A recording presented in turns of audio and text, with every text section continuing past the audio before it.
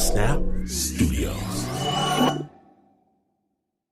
In my house, we don't agree on anything food-wise, except this, Dave's Killer Bread. Why? Because it's awesome. Just look at a loaf, take a slice. It's made of real stuff, delicious stuff, tasty stuff. Look, see? No wonder it's America's #1 organic bread. Visit daveskillerbread.com to learn more and look for Dave's Killer Bread in the bread aisle of your local grocery store. Dave's Killer Bread. Bread amplified.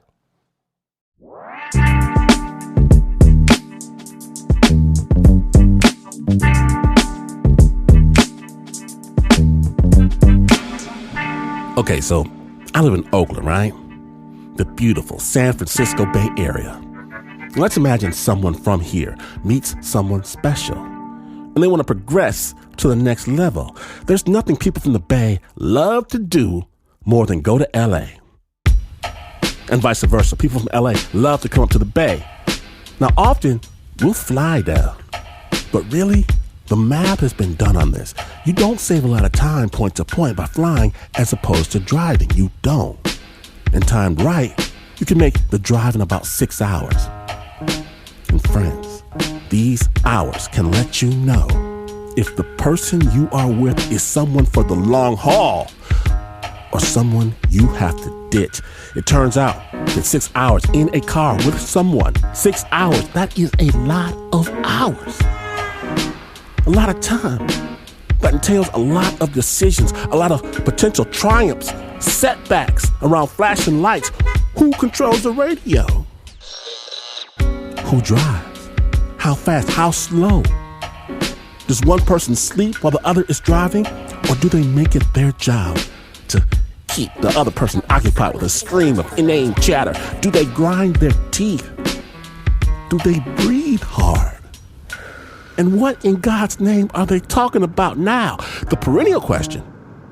Do you stop at Pea Soup Anderson's and get you some pea soup on the way down?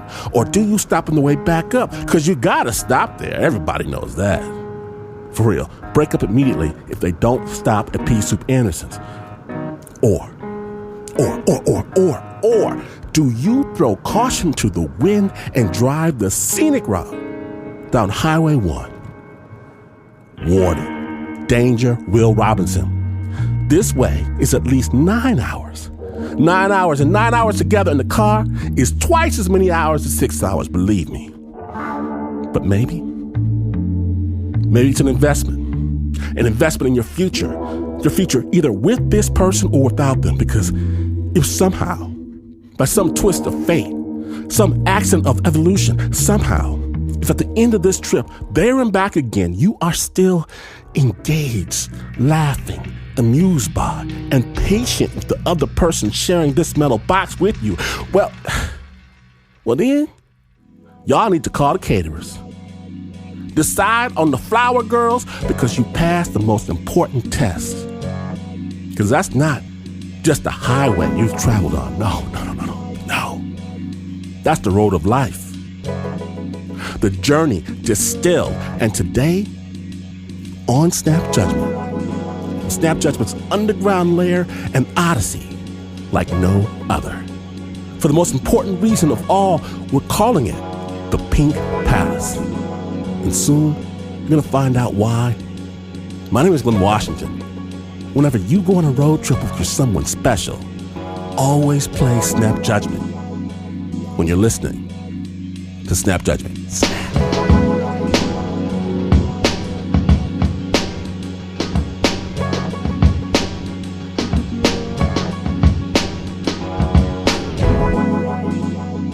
We begin with a beautiful young newlywed couple in love, on their honeymoon, no less, around the world. First leg, South America.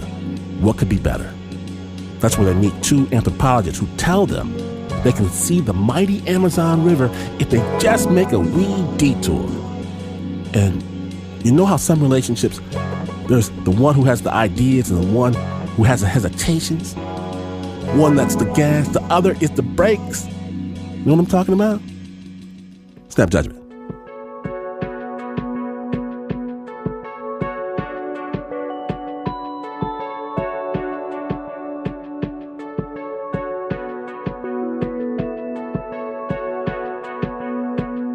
Well, I was the risk taker, and Fitz would probably put the brakes on, but not really. He was just more aware. He was city-wise to my more naive self. But Fitz knew how much this trip meant to Holly, so here they were, seated with 13 people on an old Army surplus plane. Holly peering out the tiny window on the way to the Amazon. And in that moment, she truly saw the jungle for the first time. It's just like an ocean of different greens and little slivers of ribbon glinting in the light. This was just the most amazing thing I could ever imagine, because I knew there was a whole world down there that I'd never seen. There were probably people down there that we didn't know. There were animals, jaguars and ocelots, and it was all secret to me, but now I was hoping I would be privy to a little bit of it. Then, from the wing of the aircraft, she heard a loud noise. There was some kind of a zing, like a metal sound, and the plane was rocking. They began hurtling down toward the trees, and the pilot tried for a crash landing on a short runway cut from the thick of the jungle. It snapped off the wing and the landing gear, and then we all jumped and rushed to get out, and Fitz was behind me. He said, come on, it could blow at any time. They jumped out of the wreckage of the airplane with all they could carry and scrambled across a muddy field until they knew they were clear. Eventually, Holly and Fitz made their way through the Peruvian jungle to a threadbare town in the middle of nowhere. It's the 1970s, so there's no cell phones, no internet cafes, and no easy way out. But they did find there was a boat ride they could take, and it was leaving soon. So we were really desperate to get these tickets and continue with our dream to get to the Amazon River. So we rushed to the harbor master and said, can we have tickets for that boat tomorrow? And he said, what boat tomorrow? It left 3 days ago. So then we said, well, what can we do now? And he said, there are no boats for 3 months, but there's a plane back to where you came from. They weren't that far away. They could almost feel it. But this last little stretch seemed almost impossible to cross. So we said, let's go back to the hotel and think about it. And we felt pretty devastated because now there seemed like the only way was to go backwards. So we were sitting at dinner talking about what we were going to do when this man came up, and he looked very debonair. He had a white suit on, which really made me feel like, this is something. And he didn't have any mud on his pants or anything. He just looked very sophisticated. And he said, I couldn't help but overhear your conversation. My name is Juan Nevenschwander, and I would like to be able to help you if you don't mind. And we said, sure, well, sit down. Juan Nevenschwander said he was a gold explorer from the area, but he'd also worked in Chicago for years and he spoke perfect English. So after hearing that Holly and Fitz had missed their boat, he brought up an intriguing and intrepid idea. Just the sort of thing that Holly was into. So he said, well, have you ever thought of taking a raft? That's our means of transportation. And a light bulb suddenly went off behind my eyes. Some adventure. And I looked at Fitz, and I could see he definitely was not looking at this in the same way I was. But I started asking questions anyway. How could we go down the raft? We don't know anything about it. And Juan said, well, you don't have to know anything about rafts. You just get on it and you just go. The current takes you. And then I said, well, what about detours? What if we end up going off the river with the current? And he said, Any detour will take you back to the river. There's no problem with that. You always get back to the river and continue. Oh, my heart was skipping. I wanted to believe, even though we'd never done it before. And he kept saying, it's all right. I kept asking him the same questions over and over, and he said, you can do it. You always get back to the river and continue.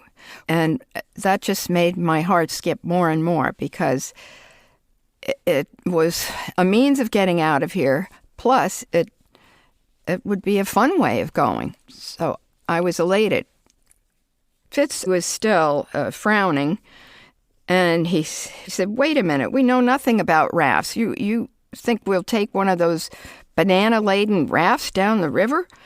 And Juan explained, no, you could make a raft the way you want to make a raft. A big raft with a tent, a platform, you put a grill on it. You make it the way you want. You can make it your own home. And then I started thinking, oh, our own home, wouldn't that be wonderful? Holly and Fitz finished the last of their steak and potatoes, and Juan Nevenschwander bid them good night. Then, on the way back to their room, they talked it over. So, what do you think, Fitz? I just don't think this is great at all. I think this guy's crazy. But Fitz, you were asking him questions. I thought you did seem kind of interested. Well, thinking about it, we just don't know this guy at all. And how can we trust him? You're pretty trusting, Holly. Just don't be so cautious. It just seemed to me one more beautiful part of nature to see. It would be open with really the frontier. There would be no houses. There would be very few people. And we were really seeing what I'd imagined when I had read the National Geographic as a kid. I'd never really thought I'd get there, but here I was right on the crux of it. So I got excited about that too. He was intrigued, but yet he was trying to be cautious. He was the smart guy in the two of us. I did end up talking him into it, because there was a part of him that did want to be that Huck Finn, which is a fantasy, but he did jump on in the end. The next morning they met with Juan Nevenschwander, and they said they were in, and they asked what should they do next. So he told them, go down to the banks of the river, and someone there will probably just give you a raft for free. And we went along the bank, and we saw a number of rafts. And we asked the people there, Ernesto was the name of the man and his family. They were teachers, he and his wife. We told him what we were planning on doing. They were very curious and friendly. And he said, oh, I have just the one, and it's right across the river. I'll take you over there. In the end, it was made of 4 balsa logs tied together. It was the size of a small bedroom.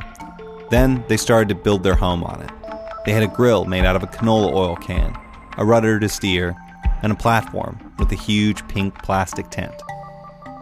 It took them 2 days to build out their raft, and then, on the day of their launch, they completed their final check of their supplies and prepared to christen their ship with a bottle of beer. And when he handed me the bottle, I swung it, thinking, oh, this will be easy.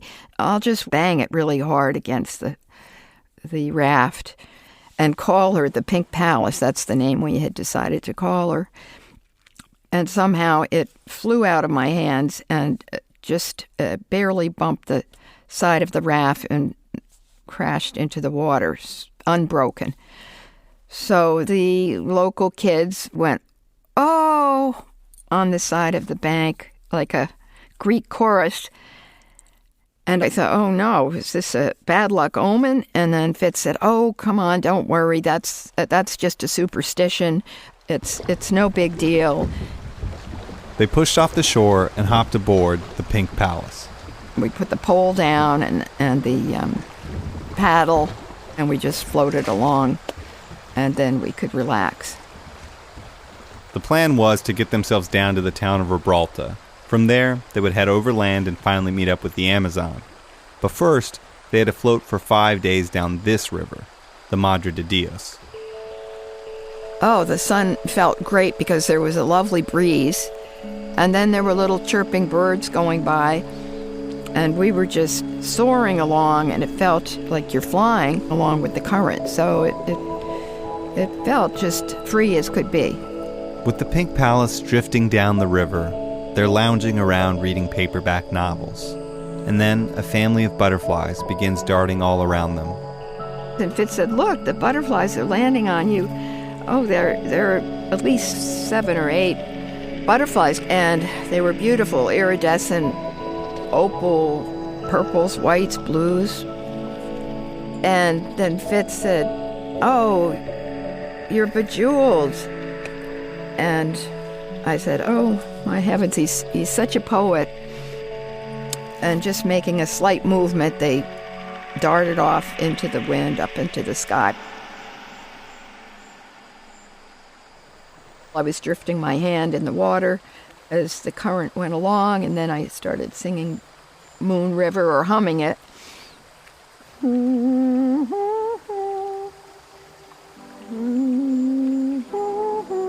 And then I wanted to try to do a little dance, which isn't all that easy on these round logs, but, just a little bit of a slow dance.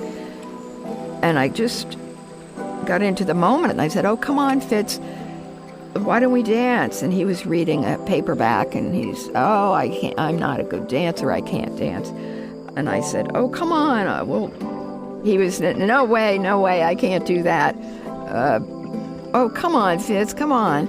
And then, all right, he said. So he got up, and then he put his arms around me, and we just slowly danced to that. It was just wonderful, and I just never wanted it to end.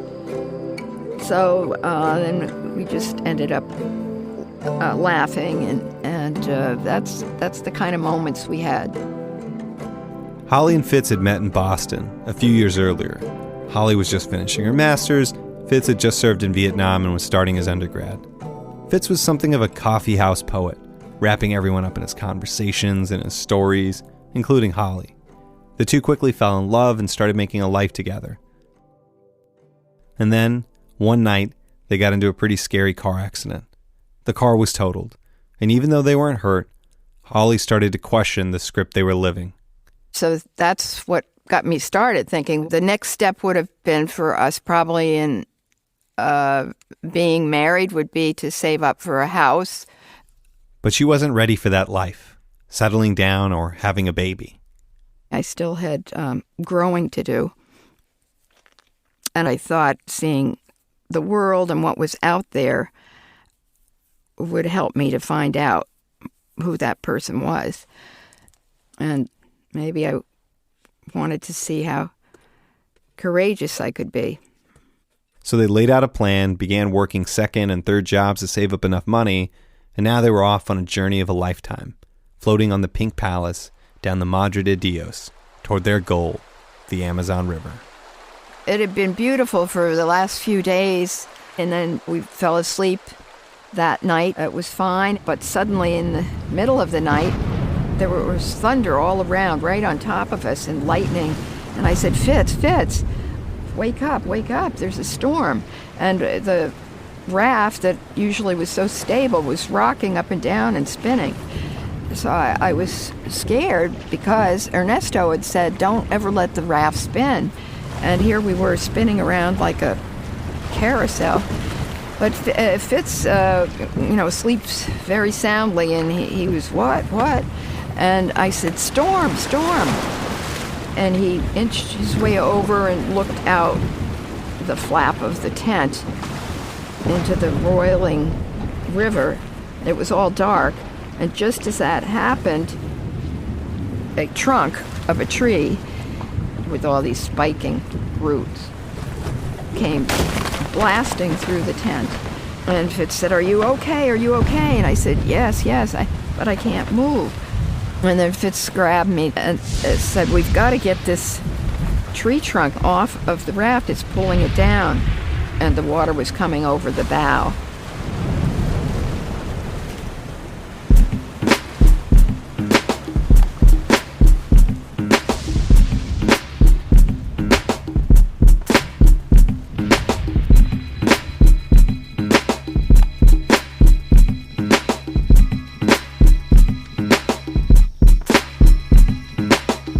It's not over, snappers. The water is rising.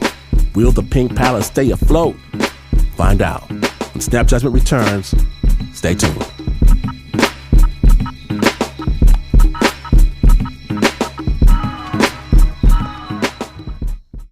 This episode is brought to you by Progressive. Most of you aren't just listening right now. You're driving, cleaning, even exercising. But what if you could be saving money by switching to Progressive? Drivers who save by switching save nearly $750 on average, and auto customers qualify for an average of 7 discounts. Multitask right now. Quote today at Progressive.com. Progressive Casualty Insurance Company and Affiliates, national average 12-month savings of $744 by new customers surveyed who saved Progressive between June 2022 and May 2023. Potential savings will vary. Discounts not available in all states and situations.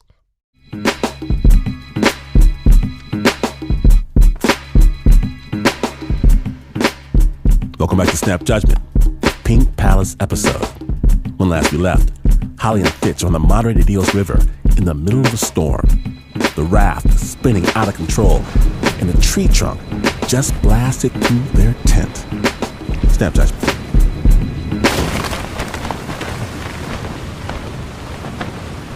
And just as that happened, Fitz said, "Are you okay? Are you okay?" And I said, yes, but I can't move.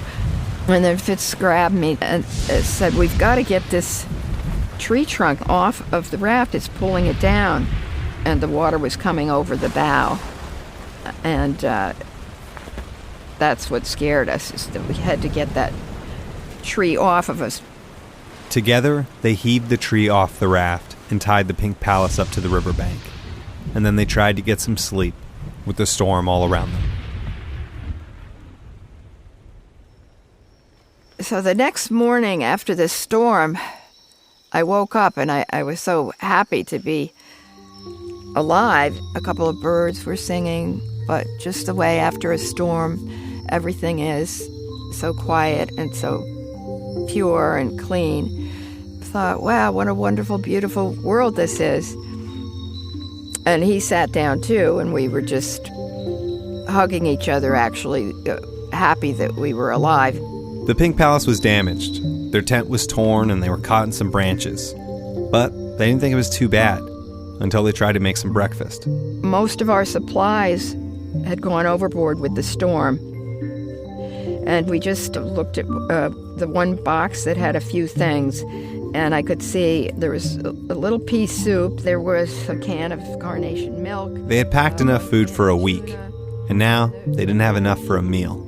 So there really wasn't much, and now, he just looked devastated.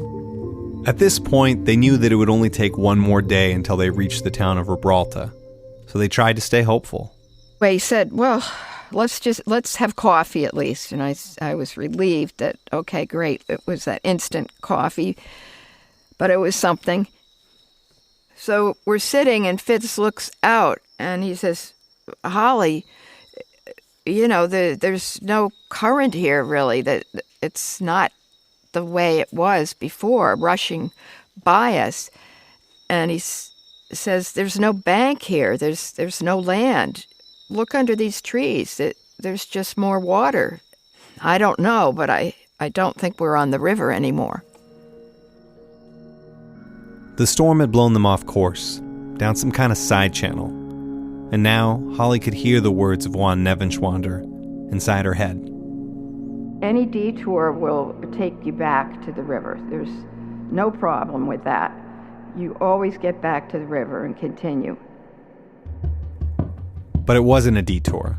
This was a floodplain, and they were stuck and pinned up against trees, and the Pink Palace was too large to go against the tide. We were at a dead end with flooded jungle all around us and no way out. So what made it even worse was that the water wasn't clear. We couldn't see what was out there.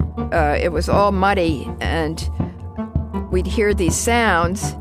There were anaconda in there. There were South American alligator, the piranha, and the candero, which was one of the scariest because They're little tiny, tiny fish with very, very sharp teeth, and they go up your orifices and eat your intestines, and you bleed to death. So suddenly I realized that the Pink Palace was really all we had to stand on, because beyond it, in this channel or swamp, were all these creatures that could kill us. For days they were paralyzed with fear, until Fitz spotted something, just sticking out of the muddy water. It was a tiny waterlogged raft. It barely floated with the two of them on it, but it was small enough to go against the current, or so they thought. Their first escape attempt ended 2 days later, as the water pushed them all the way back to where they had started. We pulled up on the Pink Palace and tied up, and suddenly there was a sound in the sky. And then Fitz said, oh my God, there's a plane out there. Look at that little dot. It's coming towards us. And I looked up and I said, oh my Lord. And we're waving. It's got to see us.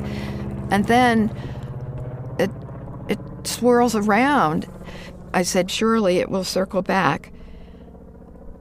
But then the humming of the plane, it becomes more and more distant. And we're waiting, surely it will come back.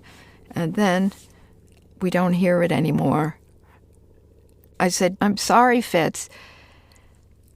And he said, for what? And I said, for wanting to go on this trip and talking you into it. I didn't know what would happen. And he said, you didn't do it. We had to get out of there. And I felt relieved that he didn't blame me for that we were in this together, and we just crumple into each other's arms.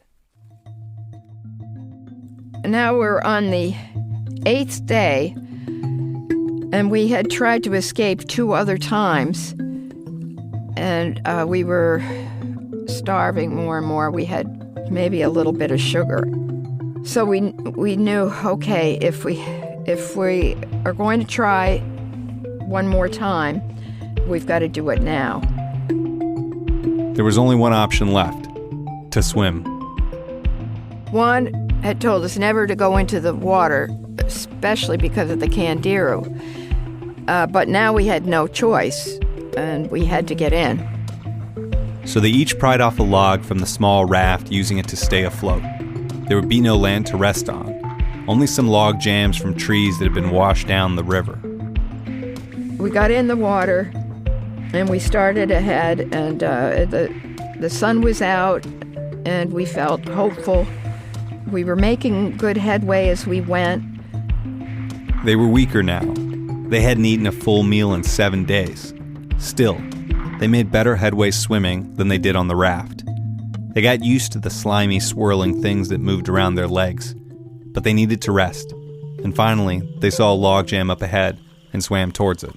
So I just pulled myself up on this log jam, and Fitz came wheezing in, and I helped him up as I looked at him, remembering how just a month ago, how he had looked so strong and a 6'1" guy, all muscles, curly hair with, kind of blonde from the sun. And now he was almost like a skeleton and very gaunt. His face was very gaunt, with his eyes a little grayed over. And the wind was kicking up the water, and we were wondering, what are we going to do next? Suddenly, he just, out of nowhere, he started yelling at the sky, and he had his fist raised and shaking, and said, "What the hell do you think you're doing? Why are you doing this to us?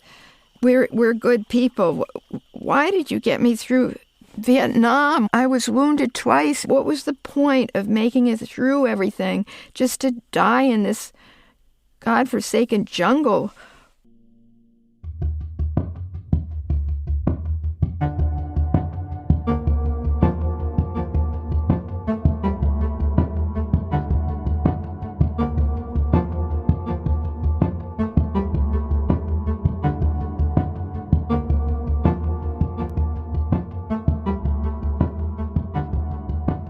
Holly and Fitz are fighting to survive, will their love falter in the face of the river's power?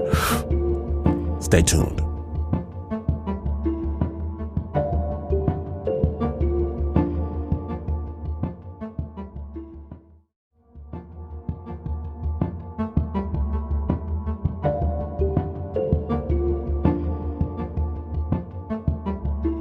From Snap Judgment's underground lair, welcome back to Snap Judgment, the Pink Palace episode.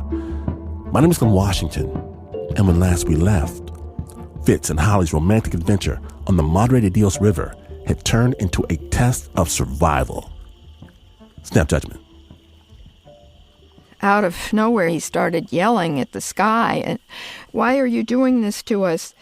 We're good people.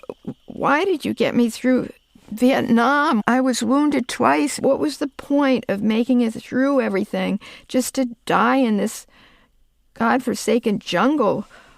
I was sure some lightning is going to come down at us or something. And I just saw he had just completely was losing it. And I thought, I've got to be strong for us, and we'll make it. And then I kind of hugged him, and then he finally was spent and said, we need to go back. We can't do this anymore. I just didn't want to give up, but I knew that we had to, that Fitz couldn't do it. And so I said, okay, yes, we have to go back. I was thinking of my parents and how they would never know we were going back to death. My mother, my father, Fitz's parents would never know what had happened to us. And I thought of them and how we were fighting so hard to get back to see them. And so we both let go at the same time, and we went by all the landmarks we had fought so hard for. Within probably 15 minutes, we had passed them all. And then suddenly we saw her, the Pink Palace. She was our savior, but she was a monster too that would be like a death. We'd never get out of here. And when we got on, I was saying to him, this will be good. We'll be able to find food. We really need to do that. And he said, you're the person I've admired the most, but now I even admire you more. And those were the most precious words I'd ever heard. All they could do now was try and stay alive, but they only had 2 tools for hunting: Holly's old Girl Scout knife and a slightly oversized fishing hook. So we were hearing these fish splashing out there. All we needed was the right bait. But we weren't having any luck. And then one day we were sitting on the raft, and these beautiful iridescent butterflies came again, and one landed on Fitz's shin. And I was thinking, oh, how beautiful. And wham, his hand came down and smashed the butterfly, and I went, oh. And then he put it on the hook. But when he put it in the water, it disintegrated. But we tried again and again. There were maybe 11 or 12 butterflies that came, and we smashed every one. But none of them were able to stay on that huge hook. So we were really wasting these little creatures. And at some point, we started finding more snails. They were kind of glistening, and suddenly in our minds, we thought of them as food instead of bait.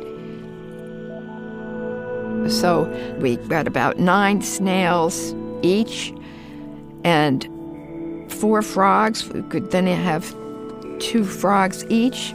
I mean, it was going to be a feast. And we would put some water in the little frying pan on the oil can grill, and we would quickly simmer them to kill any bacteria. And we sat down on the logs for dinner, and I said, thank you, God, and thank you to these wonderful creatures that are giving up their lives for us. So I took the first grub. It did have little tiny antenna, and when I looked at it, he had a little tiny snout, so that made it a little personal, but I'd been dying to chew something. So I just took it and I crunched it, and it was a rubbery, awful crunch, and then it went into kind of a ooze inside. And I said, oh, this was awful, and I just had to get it down my throat with a lot of water. And then after that, I just said, I'm going to do what Fitz is doing, which is just drop them down with water and try the best to swallow them without crunching.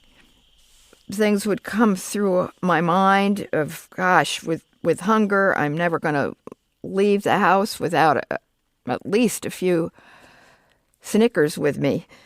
Oh, gosh, savoring that. I could just taste it.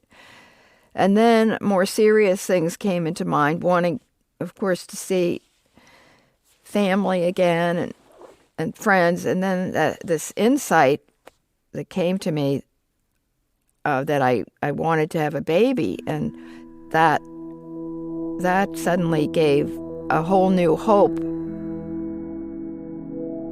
And I told Fitz, I want to have a baby with you. And he kind of looked at me and said, really?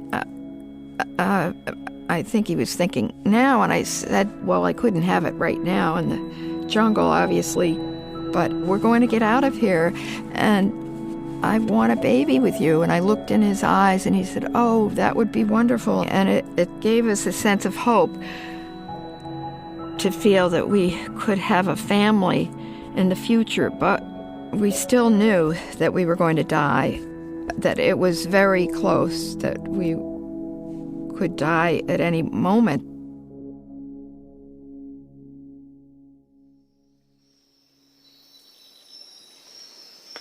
I wake up in the morning. This was the 26th day that we've been in here.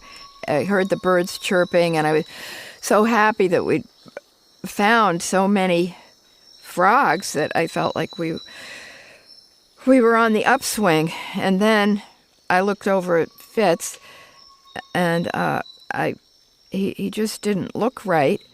He was very still, and I didn't hear any breathing, and I put my hand on him. I just didn't hear anything, and I felt it was all gone, and I kind of shook him, Fitz, and he didn't respond, and tears came to my eyes. I just wanted him to wake up, and I shook his arm. Fitz, please wake up. Please, honey, please wake up. And then he did respond. Then I did start to cry. I was just holding him, and my tears were running into his beard. And then something happened. I just felt calm, and I said, Fitz, guess what? You know, we are going to get out of here today. I just know what God said. I'm taking you out of here today. What? Really? Where's he taking us? And I said, well, home. We're going to go home. And then Fitz said, I'm going to go out. I'm going to go dip in the water. And he got up on his haunches, and I felt like I could hardly watch because he was so thin as he left the tent. And I listened in case he needed my help pulling him up. Then I heard Fitz screaming, Socorro, Socorro. He hadn't sounded so strong in weeks. What is it, Fitz? What is it? it's men. I thought it was a log, but it's men. They're coming this way. And I looked, and oh my gosh, it was 2 men in a dugout canoe. And I just couldn't believe it. And then we both started calling, Socorro, Socorro. And Fitz was saying, why aren't they answering? They're not glimmering any smile or anything. They just were like statues coming toward us. And I quickly realized I had better put some clothes on. Fitz was saying, oh, they've got a rifle. And he said, hand me that Girl Scout knife. And so I found it in a box and I handed it to him. I mean, what was he going to do with this little tiny knife? And he was in the water and he said, I'll have to do it by surprise and maybe I can throw one over and grab a gun. And I said, no, they're going to help us. They're going to help us. And I just got my dress on as fast as I could, and I got up, and we'd only been crawling, so I was very unsturdy when I got up, and I just tried to walk to get out of the tent, and I just fell and crashed into the water. And when I came up, the men were already there. When I put my hands up, they reached for me and said, oh, poor Senora. And so I knew that they were going to be nice and good to us.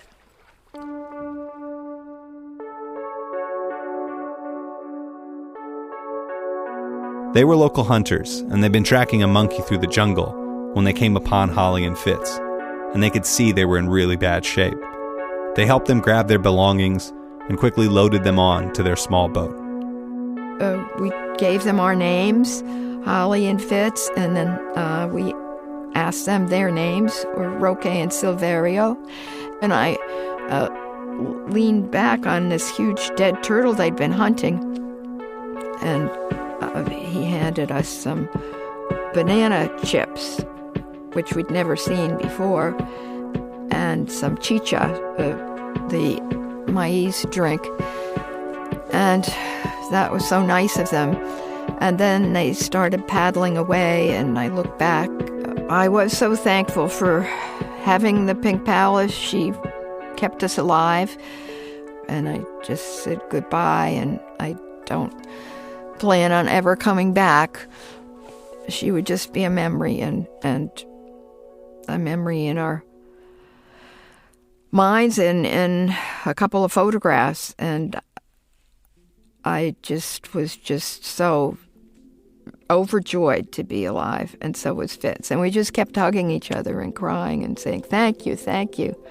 Thank you to Silverio and Roque. And yes, thank you to the Pink Palace, too.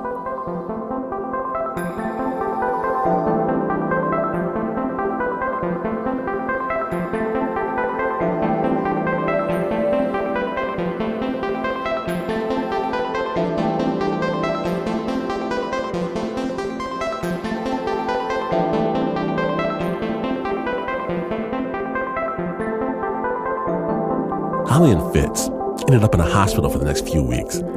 There they discovered that Fitz had become so weak because he had parasitic amoebas in his blood. But they both pulled through and decided to skip the Amazon and fly back home to Massachusetts. 3 years after they got back home, they had their first baby, Megan Fitzgerald, and now they have 2 kids and 5 grandkids. Just recently we were in France and seeing some of our friends that we had met in South America so long ago. And they brought out this banquet that they were very proud of. And they were these huge snails, maybe 6 inches. They were huge. That's what French people love. And I did try one. And that was it. I could only really try one. It just was too reminiscent of the time on the raft. That one snail was enough for me. So I hope those French people don't hear this, but no, I'm joking.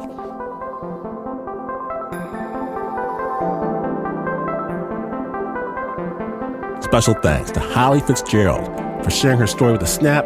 You can read her full account of Holly and Fitz's time on the Madre de Dios River in her book, Ruthless River. We'll have a link on our website, snapjudgment.org. The original score for that story was by Renzo Gorrio. It was produced by Nikka Singh.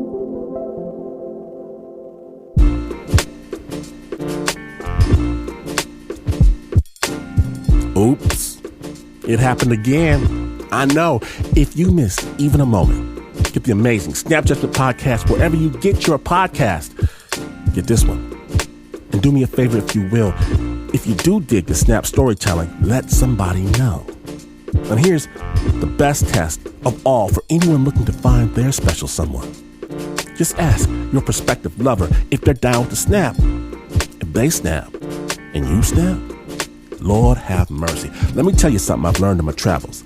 Snappers are the very best people there are. You're welcome. Put a ring on it. Go forth and make some little whippersnappers.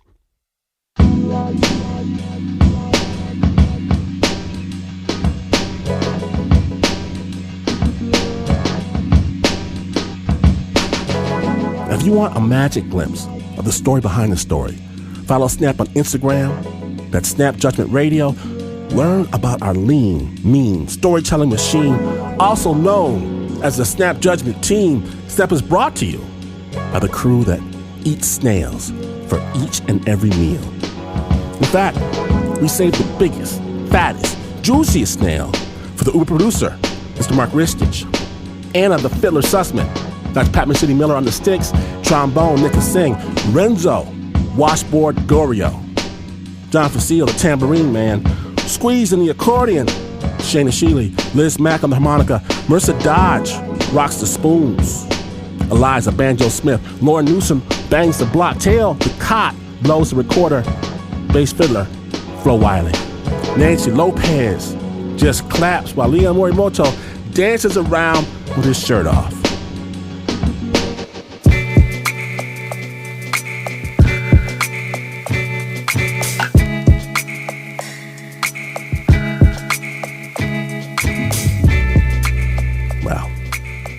As you may have heard, this is not the news. No way is this the news. In fact, you could tell you're someone special that you want to ride a raft down the river. And just when they get on, you could give that raft a good push and tell them you saw all the text messages to Karen. All of them. Even as they float away without the paddle. Watch out for the waterfall. Yes, friends, you could do all of that. And you would still not be as far away from the news as this is. But this is PR.